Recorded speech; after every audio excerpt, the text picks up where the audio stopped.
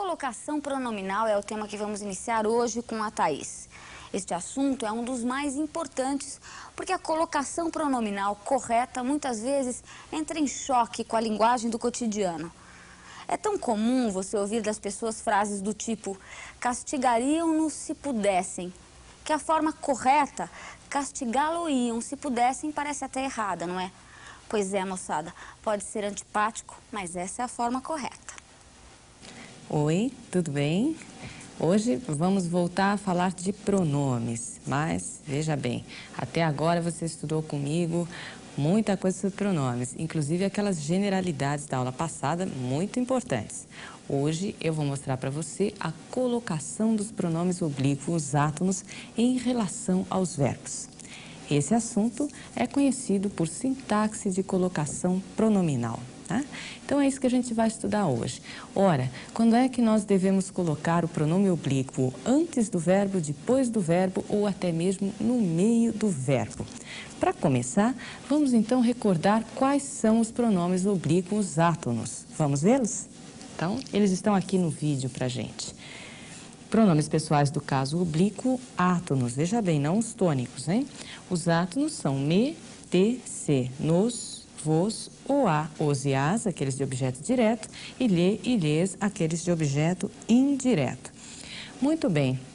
Como esses pronomes, em geral, fazem a função, exercem a função de objeto, seja direto, seja indireto, a ordem natural deles é posterior ao verbo. Isso a gente chama de ênclise. É a colocação do pronome posterior à forma verbal.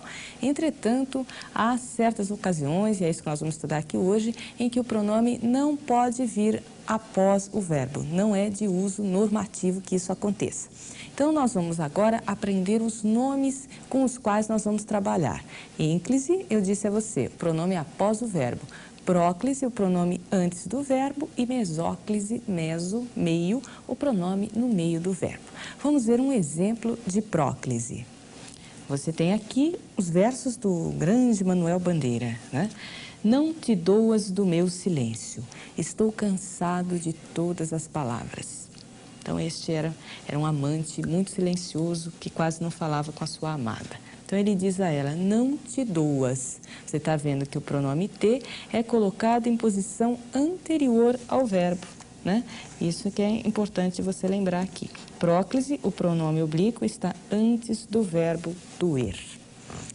E agora, vamos ver um exemplo de mesóclise. Vamos ver como é que ela funciona.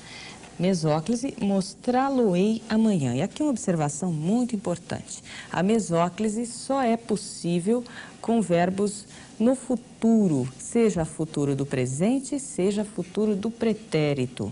Então, você está observando aqui que a desinência de futuro do verbo, olha lá, foi deslocada, né, para que a gente colocasse o pronome entre o seu radical, entre o seu tema, né, e essa desinência.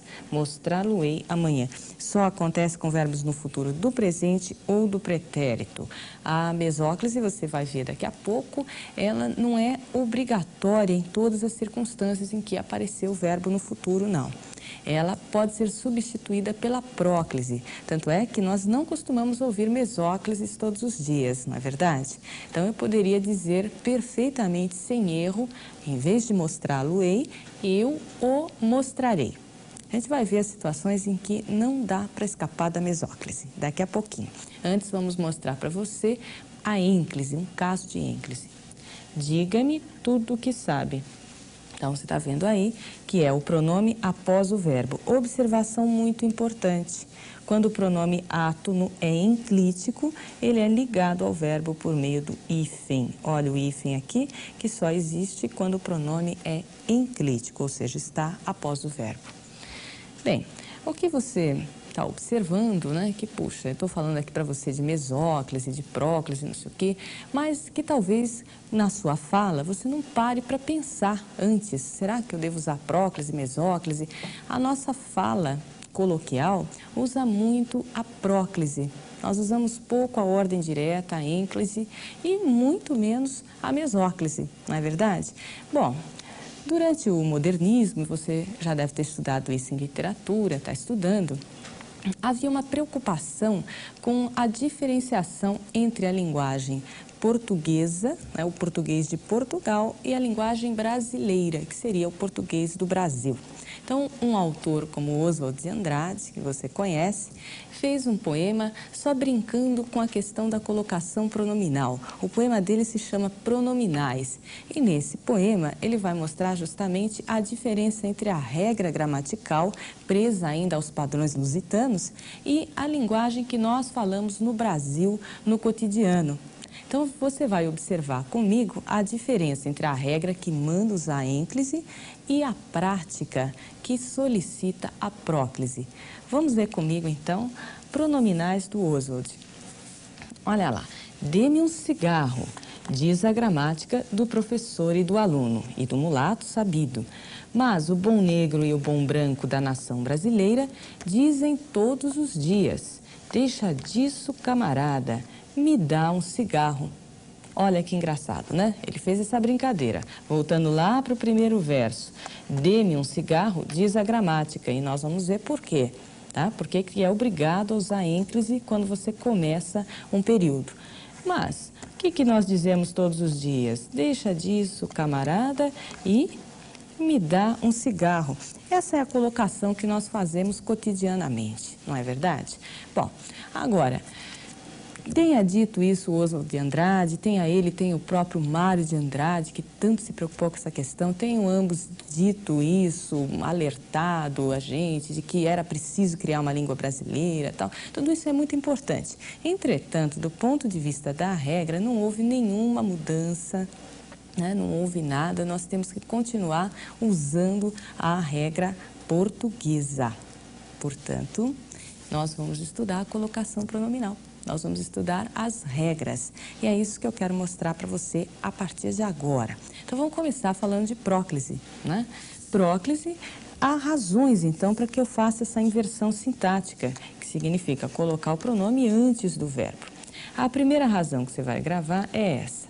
Existe um advérbio, né, iniciando a frase. Veja, se existe um advérbio, esse advérbio não é relacionado por meio de pausa com o verbo em questão, né? Então, ele vai atrair o pronome, é assim que a gente diz, tá? Quando existe um advérbio sem pausa, o pronome fica antes do verbo.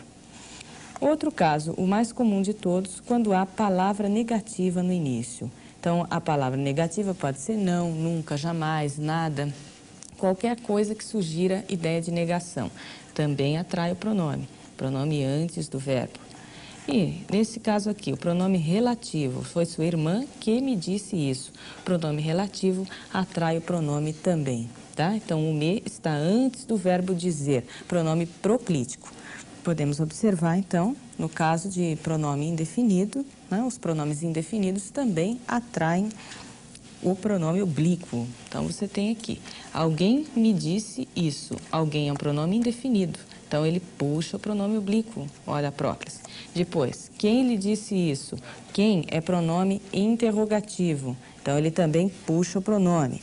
A mesma coisa acontece quando existe uma conjunção subordinativa no início. Ela também atrai o pronome oblíquo. Vamos ver. Conjunção subordinativa se, condicional.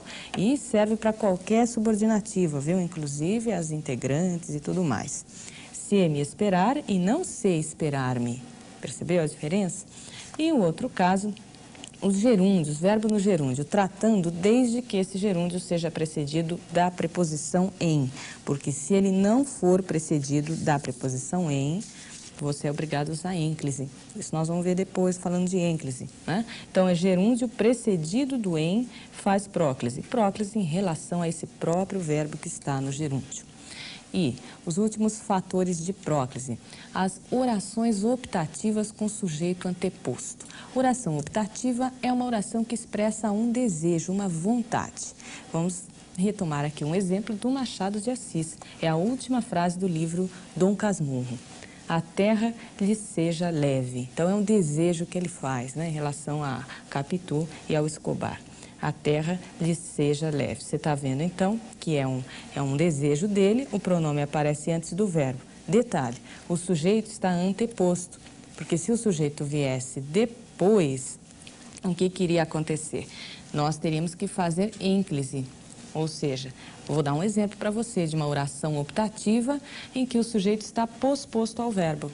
Se eu disser assim, valha-me Deus, é até uma oração conhecida, né? Valha-me Deus é uma oração optativa, mas o sujeito dela está posposto. Então, você usou ênclise. Então, você tem que estar sempre comparando as várias situações, né? Aqui existe o fator de próclise, né? Porque a oração é optativa, mas o sujeito é anteposto. Muito bem. Aqui no outro caso, você vê que a oração começa com uma palavra exclamativa. Como te pareces com teu pai? E olha, se você observar bem, como ficaria esquisito se você fizesse ênclise? Já pensou você dizer como pareces ter com teu pai? Olha como a sonoridade também não ficaria boa. Então, no final das contas, esses fatores de próclise estão muitas vezes ligados à própria sonoridade, à própria eufonia da frase. Enfim, finalmente, a última regrinha para você é essa aqui, o último dos fatores de próclise. Serás punido por me faltares ao respeito. Quando aparecer um infinitivo flexionado, é esse faltares, precedido de uma preposição, tá? Então, nesse caso, você não vai dizer por faltares-me, tá? Ficaria até muito ruim de fazer esse tipo de colocação. Então, o que você está vendo é que, muitas vezes, a própria sonoridade, a própria maneira de você pronunciar a frase já o induz a fazer a colocação correta, né? Os casos em que a norma vai de encontro à prática são justamente os casos de mesóclise e os casos de próclise e ênclise, né? Em alguns casos, por exemplo, nós dizemos... Eu me chamo fulano de tal e não eu chamo-me fulano de tal. Mas ambas as formas estão corretas, né? E na ordem direta, você encontra lá o pronome depois do verbo. Se você for ler, por exemplo, um autor como Machado de Assis, você vai ver a predileção que ele tem pela ênclise, quer dizer, pela ordem direta. Mas, na linguagem coloquial, a gente faz próclise mesmo sem haver o fator de próclise, a necessidade da próclise. Bem, vou falar de mesóclise e ênclise na próxima aula. Até lá!